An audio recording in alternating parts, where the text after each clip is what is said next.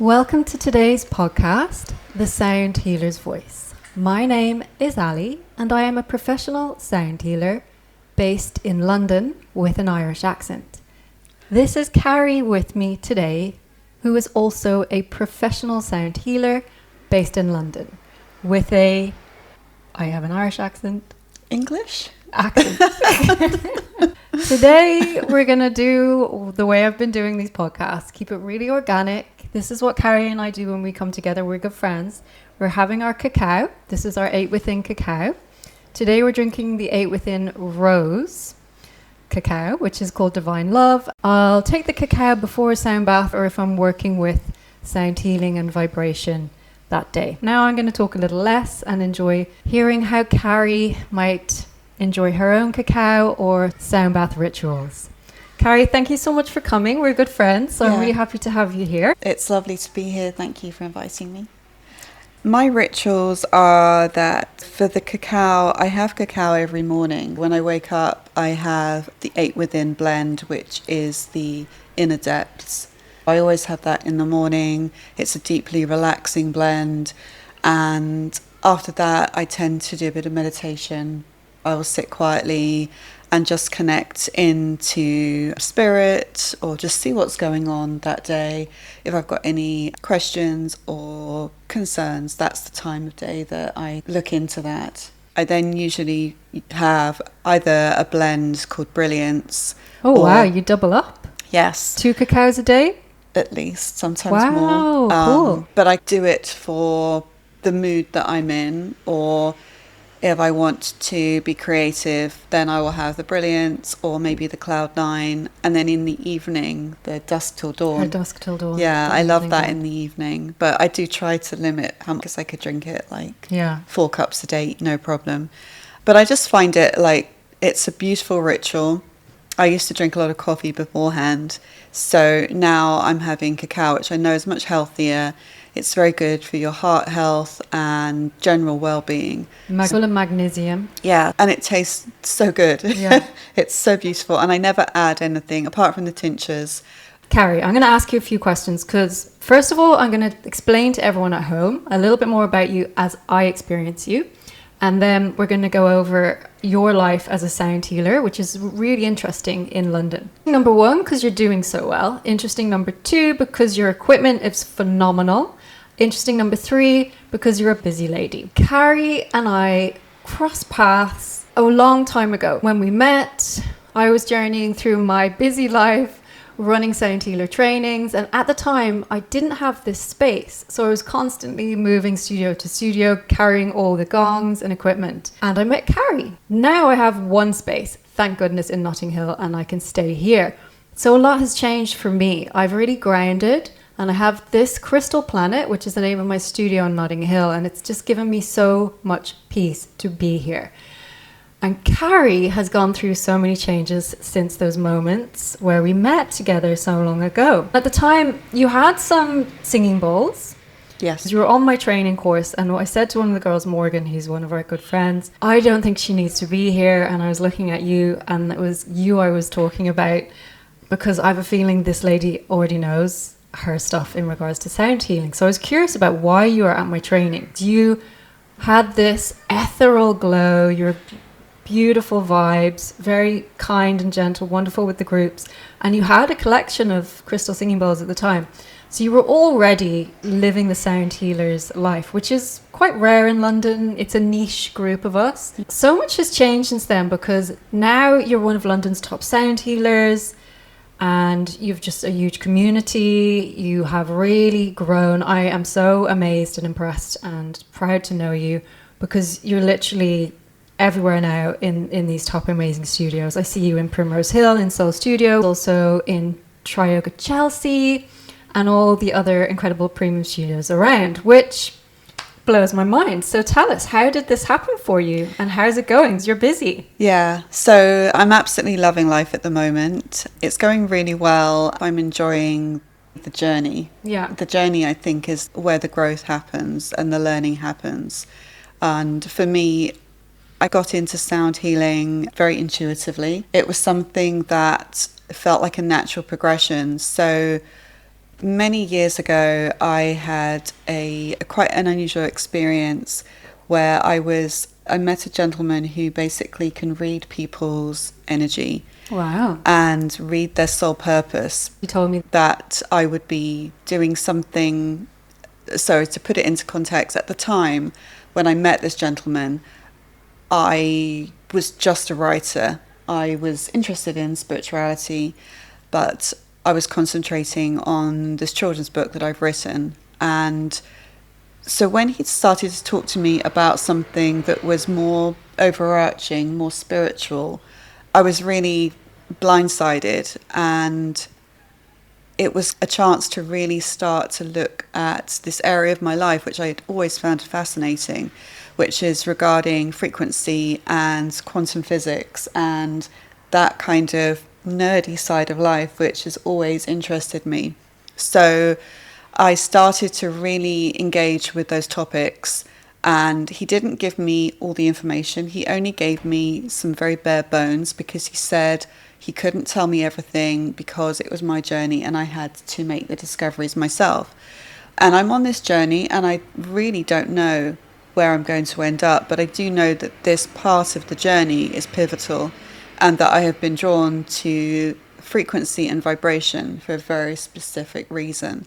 I was intuitively drawn to doing sound healing, and that was confirmed when a friend of mine who is an animal intuitive was doing a reading for my cats, and in the reading it came up that I would be doing sound healing and specific frequencies of bowls and types of bowls that I should get. No way. That the cats wanted me to get. At this point, when I had the reading with my friend who's an animal intuitive, I was aware of you. Okay. And we'd had some interactions because of your jewelry brand. Your jewelry brand was at Fire and Alchemy. Oh, yeah. So I knew of you, and I also was aware that there was going to be a sound healing course coming up. And in my soul, I'd already decided I was going to do it because it was almost a complete no-brainer. I knew my path was going in this direction. So when the cats confirmed it, I was like, yeah, of course. That's crazy. So Cats. yes, both of them. And yeah, so that's been the crazy journey that I have. Nothing feels planned. Everything just feels almost haphazard. But it's about following passion. It's about following the things that you truly love in life, because that's what brings you joy. That's where you're going to find your tribe and your vibe. I'm just so engrossed in this life and where this journey is leading, with the beautiful instruments, the layering of soundscapes, the way it makes you feel, the kind of people that come to the sound baths and the feedback, and everything about this is such a beautiful experience. It never feels like work. It always feels like a gift to be able to hold space. And for me, for that to feel natural. I was a PA for a very long time in investment banking, in insurance, in very different kind of industries. Practical industry, I'd say, but you're very creative, so I guess that wouldn't fully have suited you. Yeah, it never felt right. I did lots of creative courses, but I never really found my thing.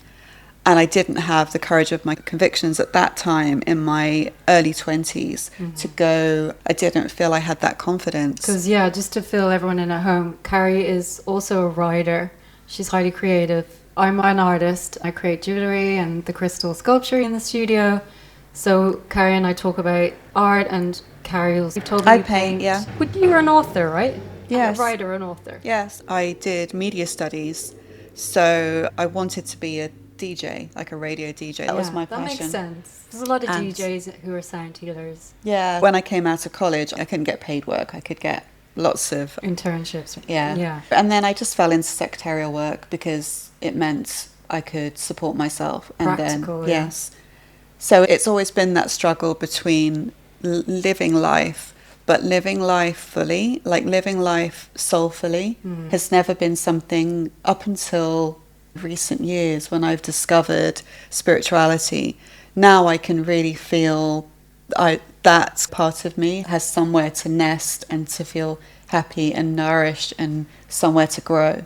You've created like a great grounding of your life to create that wonderful home for your sons. And now how old are they now? They're 18 and 16. Amazing. So now it's your time to fly. Exactly. Let's do a fast forward. So you moved out of life from the secretarial job, you did this PA job, and then though you took that jump into sound healing, we connected, which was cool. I saw you in one of my trainings. Then when we met to now, you're now an established sound healer. So tell us about this part of your life as you are now. Where are you running sound baths? So I'm mainly working around North London, Primrose Hill, Camden area. I do sound baths in Chelsea. Fast forwards and I've popped our crystal alchemy singing bowls in front of us. I'm going to explain to you what bowls Carrie and I have. We'll chime the bowls and then we're going to talk a little bit more. This is a 9-inch D-20 ocean gold crystal alchemy singing bowl. And my voice is going low because D is a low amplitude bowl. Carrie has an 8-inch F+10, which she has chosen. Close your eyes, long, deep inhale in through the nose. Long, deep sigh.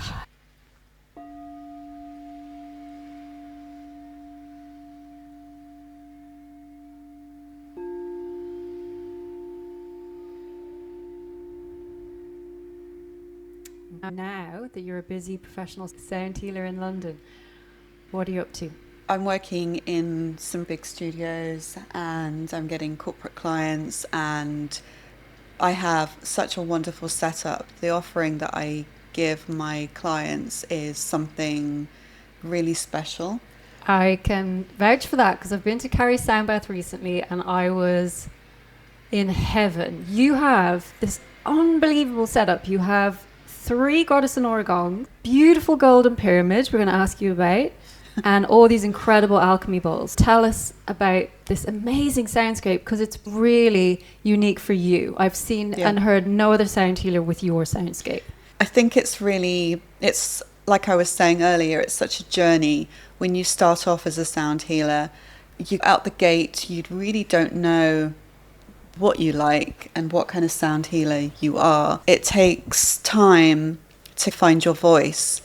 For me, the voice is the bowls. So the bowls that really speak to me, when you blend bowls together that you already love and you've already got a strong relationship with, and you hear the magic of just a blend that maybe nobody else would think to put together.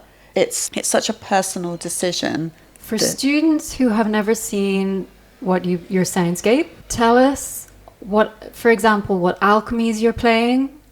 That would be really helpful. I play a Laughing Buddha 10-inch G alchemy. That's a crystal singing bowl. The Laughing Buddha is the big, beautiful orange bowl. Yours is particularly large. Yeah, it's absolutely beautiful, and I use it for droning, but I also combine. I tend to have 2 drone bowls go at any time. And for those of you at home who haven't heard of what a drone bowl is, it's what I teach in my training. When you're droning, it's continuous calming vibration. So a drone bowl creates a continuous calming vibration, and you've explained to me, Carrie, that's one of your primary frequencies. Yeah, I would say it's the signature of my sound baths is that I really want people to drop into a very relaxed, low brain activity level so that they can feel completely held and completely safe in that moment. And when people come into a sound bath, they may have been rushing, and they may have been, at the end of the day, they may have had a bad day, they may have had difficult conversations, or whatever has happened. I want them to come and find peace. So the drone bowls and the combination of the drone bowls that I do, which is the G bowl, which is the Laughing Buddha, and then I have a big frosted C bowl, which is 12 inches. A very big, beautiful bowl, very high quality bowl that you have. It's a really beautiful bowl, which is very premium. Crystal Planets. You're right. But I know it's a premium bowl. When I work with Carrie, as in she comes to my studio and showroom choosing bowls, you are very careful about the bowls you play and choose now. So that's why I think it's so interesting for the listeners to hear. You've curated this incredible soundscape We know Yeah. that you've got your two very special drone bowls. They're in your low vibrational frequency. Yeah, and they go with the E. I have the Tibetan copper Alchemy, which is an E minus 25, I think it is, and it's an 8 inch, but it really packs a punch. And It holds, visually, Tibetan is the beautiful, it's like a deep, dark, golden, metallic. and it's really visually beautiful. Yeah. And the three bowls together, because they are the chord of CEG. The holding space of those bowls is absolutely beautiful. So you feel like your chord of CEG as a bowl set, a harmony set, is important for your soundscape. I think it's completely everything that it hangs on, yes. It's the grounding. Yeah, it's the grounding. And it's the thing that I go to at the beginning and then I return to it during the sound bath. Yeah. And I go in and out, Makes in sense. and out of that holding, because I want people to feel expansiveness with different alchemies and different notes, but then I want to bring them in again to self, and I want them to just feel that warm hug of that combination of alchemies and notes and frequencies that just brings them into a place where you can just feel completely held and completely relaxed. The bowls that you choose are facets of where your energy is at. How it works as a sound healer is that the bowls, they choose you, but it's what you need. And by you strengthening yourself, for example, I recently got the Ruby Platinum 9-inch bowl from you, which is the C note, and I think it's a +10. And that bowl is such a holding note. It's very beautiful. And it wasn't quite clear to me why I was attracted to it until... Because you had told me you never thought you'd choose a ruby, right? Yeah. A ruby bowl. You never. Was it because it's a red? You don't usually get drawn to red, or what? Yeah, I think it was something to do with the color vibration of red, and I do like red, but I don't want like a red color, a standout kind of color. With the orange and the pink. Yeah, gotcha. But now then, you're feeling differently, right? Yeah, now I'm feeling different, but it was what I needed, and it was what I needed to grow as a sound healer. But also the energy I needed to inject of this power and this sovereignty that the bowl gives. Yeah, because we know ruby as a gemstone was often carried around by royalty, kings and queens. It was also used by soldiers in the Roman army. They would bring a ruby gemstone with them into combat. It would bring love, protection, they believed, and connect them to their loved ones at home. You've got platinum in that bowl Caroline's talking about, and platinum is very celestial, but it's also a rare metal.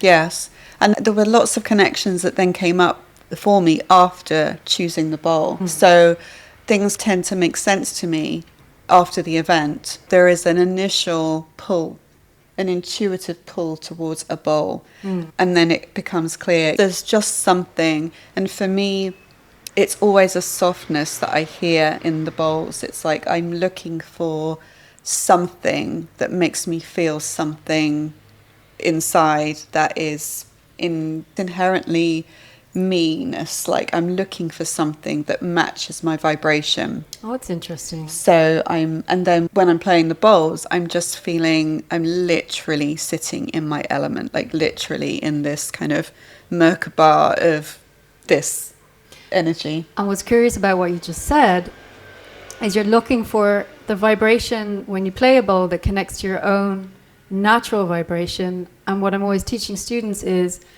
when you're playing a sound bath, you're not trying to excite people. You're not trying to make them super happy or super sad. Your aim, or perhaps your Goal? Yeah, your goal could be to bring them to a sense of equanimity, balance, also known as homeostasis. So if I arrive to a sound bath overly stressed, worried about my week, I just want to come back to base, to that natural balance, harmonious state. And you're saying that you choose your bowls that you play now as your soundscape, which I know you've very carefully curated. You're choosing bowls that bring you to your own harmonious equanimity state. That's so interesting. Yes. Cool. I think it's an evolving process. I think there is a natural evolution because we are all evolving beings. We are going through State change. Yeah, so we're not staying the same. Our energy is never the same. Yeah. And if we are lucky, energy is evolving and growing and strengthening, then that will be reflected in our bowls and our soundscape. Yeah. And so we may switch out an alchemy for something that's actually more fitting, or we may keep a number of alchemies, but when it comes to a particular sound bath or a particular vibe, you choose very carefully the alchemies you want to blend for that particular occasion. Tell us why you chose this bowl, and then play us the bowl. It's interesting because there's not a lot of thought that goes into it, honestly. It's a feeling. So it's about being drawn to this alchemy, which is, if I can pick it up, it's it's almost like a silvery blue. It's very silvery, because some of the ocean gold bowls are a little darker blue. This is a tiny bit darker. It's hard for you to see at home, but our eye in studio, this one is slightly darker blue. This one is that lighter silver. Yeah. And I'm very drawn to, as I've noticed, like all the bowls that I'm starting to get, a lot of blue bowls. And so I'm very connected with Lemurian energy. I was about to say, is that like a Lemurian element? Kind of. Yeah. So would mermaid. you explain that to people listening? Yeah. Lemurian energy is one of the ancient civilizations. They are said to have left their energy fingerprint with Lemurian crystals in the earth. And a Lemurian crystal looks very like a white quartz crystal, right?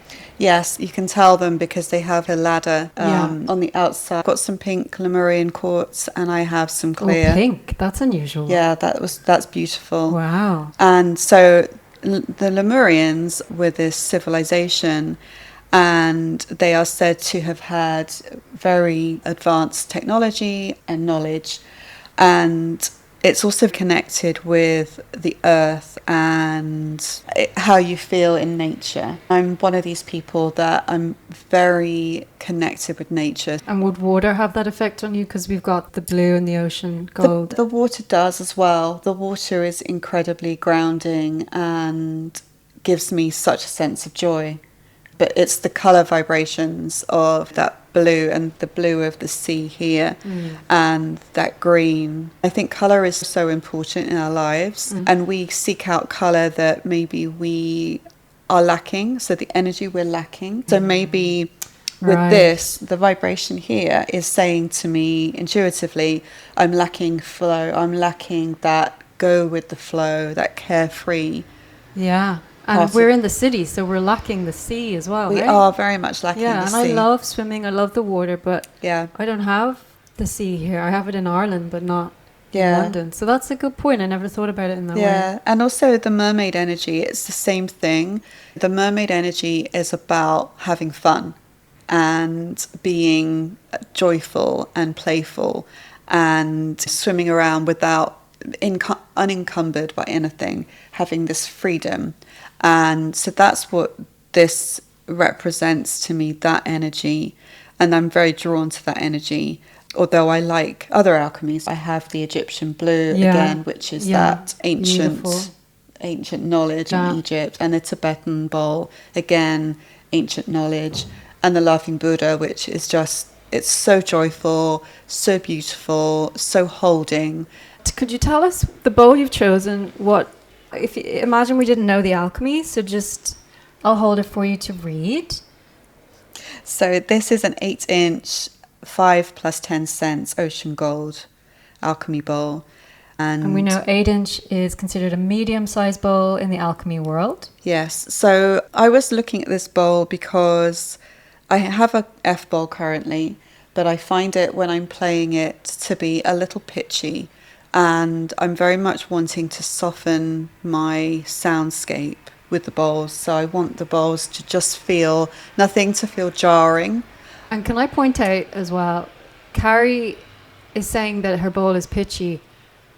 To anyone else in the world new to sound healing, her bowl sounds amazing. It's just because you're so highly trained now and your ear is so sensitive.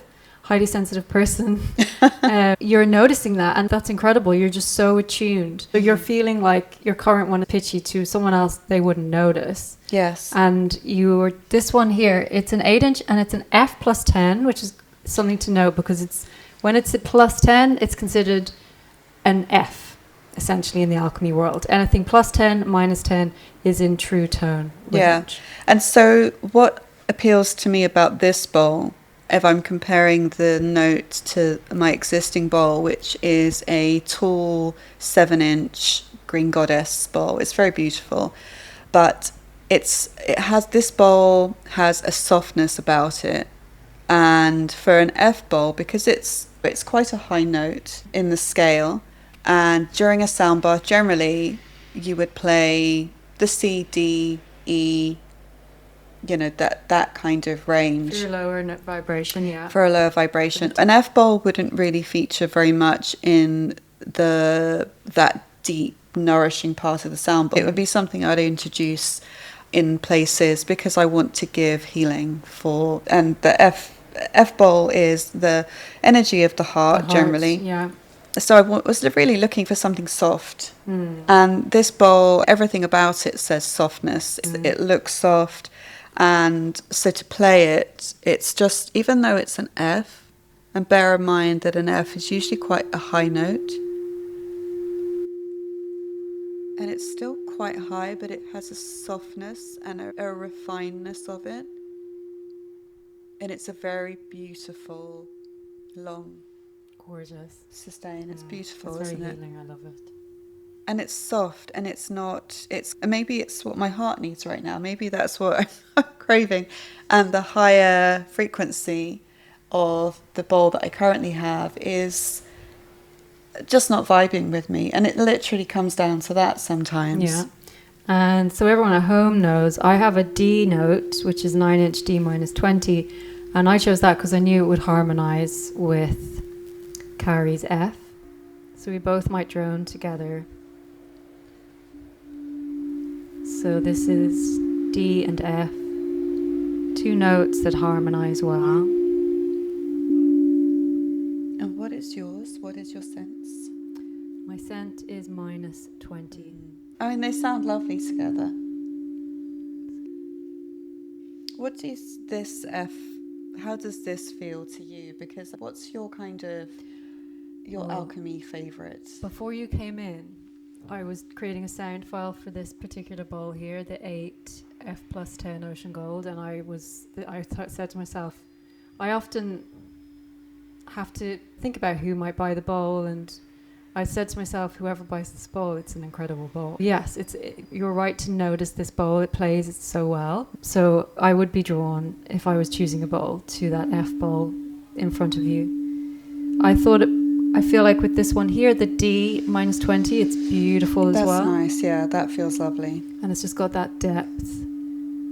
So the low drone. But I notice when something's bigger and wider and it's a lower drone, my newer students will struggle with anything very low and deep because it's easy to play the F bowl, perhaps. A little more challenging to modulate a very low droning bowl, which is our D. So I often think about that when I'm working with my bowls. It's like how my students will... Can you hear that? How my students will handle a note. I think both bowls are beautiful. From your... I want to ask you, you've asked me lots of questions. I want to ask you, what's your favourite alchemy? Oh, my favourite alchemy. Thank you. I like that question. Okay, I'm going to come a little closer to you, Carrie, as we talk about my favourite alchemy. Actually, now I think about it, it's impossible to answer this because I love so many. I'm noticing that the platinum blends are playing very well. Anything blended with platinum. I had a pure platinum in stock that sold out very quickly. That played very well. Any aura category plays incredibly well. So from a playing point of view, and we know the ocean golds are amazing. From a gemstone I'm drawn to energy-wise, I would have to say lapis is an energy gemstone I am drawn to. Also the rubies, turquoise I'm drawn to. I'm drawn to turquoise because when I meditate and I go into deep meditations, I talk to myself in a past life, so I talk to my old self. This might not make sense for other people that don't meditate in this way. So I go back to a past life, and that past life soul which is me, my soul, as that entity in the past life, lives in a terrain with turquoise. So I'm often being told to work with turquoise. So I am drawn to turquoise, and it plays beautifully as an alchemy. And then other blends, I love Laughing Buddha. So this is where it's a very difficult question to answer, because I do adore so many of the blends. The grandmothers are incredible, the grandfather, and I got an amazing lavender bowl in stock recently that also plays particularly well. The selenite plays really well. So to be really honest, I feel like I've always had a love of many things in life. As an artist, if I was to paint, I'd want to use many colors. And I feel like with the alchemies, although I just looked up to the left and saw the Saint Germain, I feel like with alchemies, I love all of them. But Saint Germain, when you've seen me online talk about it, Carrie's looking at it because it's up in the left corner on the shelf. Let's say top favorites, perhaps Saint Germain. The ruby blends are up there. But honestly, so many I love is the answer. What about as a colour combination? What kind of gives you a sense of beauty when you have them in front of you in a sound bath? I feel like with colour combinations, if I was thinking of colour as an artist, I like working with gold. So I have a lot of gold. I make crystal sculpture, and I have a lot of gold pyrite that I'm planning for a sculptural piece. So I would say I love gold. Silvers complement that, so the platinums. I'm just thinking of if I'm creating an actual art piece to answer the question. For me, I'm always working with different bowls, so they're continually changing colour. And then colours that connect us to nature. So the oranges in Laughing Buddha, I feel connects a little bit to the orange glow of the sun. The purples, the pinks, and that all blends very well with gold. But can't leave out the blues. So I think what I'm saying is the full spectrum of All colours. of them, yes, I have all of them. And I do work with all those spectrums with my art as well when I'm creating the sculptures. And they say that when they're blending gold into the alchemy bowls, the gold picks up spectrums. So that's why an ocean gold bowl is actually blue. And that's because they've taken some gold and crushed it down.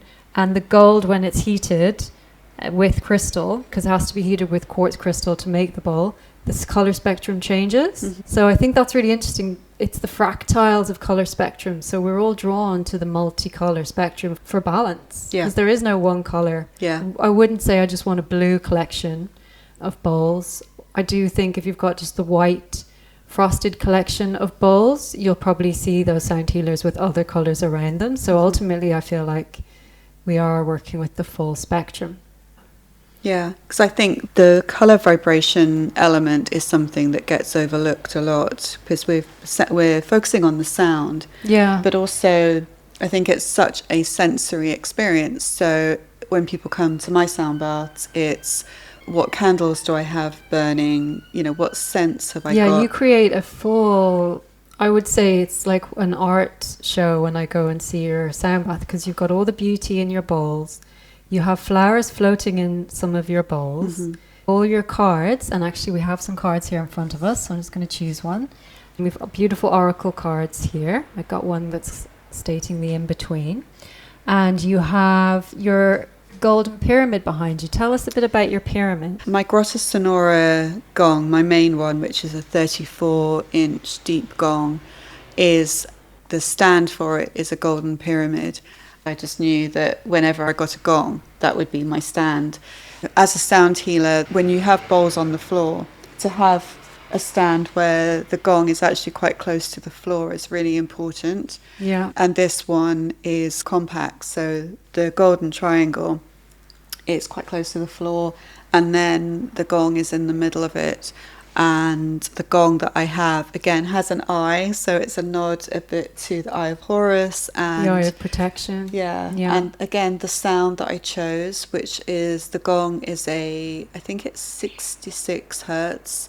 It's 66 hertz. Amazing. I think that's right. Let's listen to, so this is a Grotto Sonora behind us. Let's have a little listen to how they sound. See, that wouldn't be my gong. I'm editing that out. One more. Stop laughing. Behave. Do one more that's quieter, because that might not work. Okay, so we've had so many interesting chats. We're going to gradually wrap it up. Carrie's about to tell us more about the gongs she plays, and then I'm going to mention the workshops I have on next and my sound healer training, and then we'll learn more about Carrie's offerings this month. So you play. So to explain to everyone, you've a gold pyramid behind you when you play your sound baths, and you've 3 Grata Sonora gongs like I have here.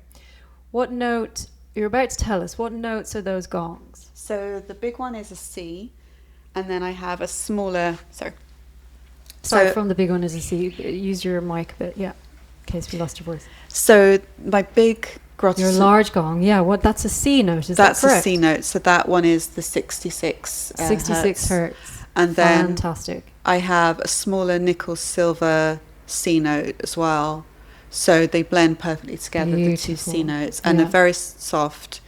And then the third gong I have is a G, and the 3 of them just blend perfectly together. So nice. So it's such a treat to be able to play the 3 of them together in a sound bath, because it gives such a different level of complexity to a sound bath, because you have the bowls, which are, as we discussed earlier, deeply relaxing, and they get you into this brainwave state and allow for deep reset and deep healing in the body, and you to feel like you've had a nourishing sleep at the end of the sound bath.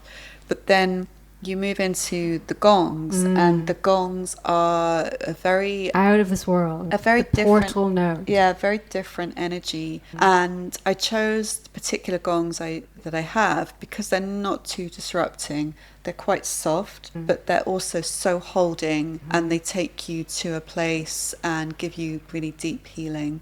There's nothing quite like experiencing a gong for the first time and feeling it in your body, and it shakes stuff up. It breaks up patterns and behaviors and anxieties and all kinds of things in the body. And it is like it's like a spiritual beating of a rug. You're like hitting the rug and you're shaking out the dirt. Yeah, you're shaking it out. That's and then analogy. You are like, everything goes away and it's gone from your body. Yeah. So it feels great. But it's to be tempered carefully in a sound bath, because you don't want to shock people's systems. It's got to be done in a way that you are... hold that space. Holding the space. And it's soft but powerful. So you don't want to be like shocking people, but you want them to have a physical reaction to the gong.